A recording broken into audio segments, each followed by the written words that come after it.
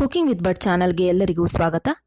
ಇಂದು ನಾವು ಸಂಕ್ರಾಂತಿ ಹಬ್ಬದಂದು ತಯಾರಿ ಮಾಡುವಂತಹ ವಿಶೇಷವಾದಂತಹ ಸಿಹಿ ಪದಾರ್ಥ ಹೆಸರುಬೇಳೆ ಕಿಚಡಿ ಮಾಡುವುದನ್ನು ತೋರಿಸ್ತಾ ಇದ್ದೀವಿ. ಈ ಹೆಸರುಬೇಳೆ ಕಿಚಡಿಯನ್ನು ಏನಕ್ಕೆ ಮಾಘ ಮಾಸದಲ್ಲಿ ಮಾಡಿ ತಿನ್ನಬೇಕು ಅಂತ ಅಂದರೆ ನಮ್ಮ ದೇಹದಲ್ಲಿರುವ ಉಷ್ಣಾಂಶತೆಯನ್ನು ಸಮತೋಲನವಾಗಿ ಕಾಪಾಡಿಕೊಳ್ಳಲು. ಬನ್ನಿ ಹೆಸರುಬೇಳೆ ಕಿಚಡಿ ಹೇಗೆ ಮಾಡುವುದು ಅಂತ ನೋಡೋಣ. ಅದಕ್ಕಿಂತ ಮೊದಲು ನಮ್ಮ ಯೂಟ್ಯೂಬ್ ಚಾನಲನ್ನು ಸಬ್ಸ್ಕ್ರೈಬ್ ಮಾಡಿಲ್ಲ ಅಂದರೆ ಸಬ್ಸ್ಕ್ರೈಬ್ ಮಾಡಿ, ಹಾಗೂ ನಮ್ಮ ಫೇಸ್ಬುಕ್ ಪೇಜನ್ನು ಲೈಕ್ ಮಾಡಿ.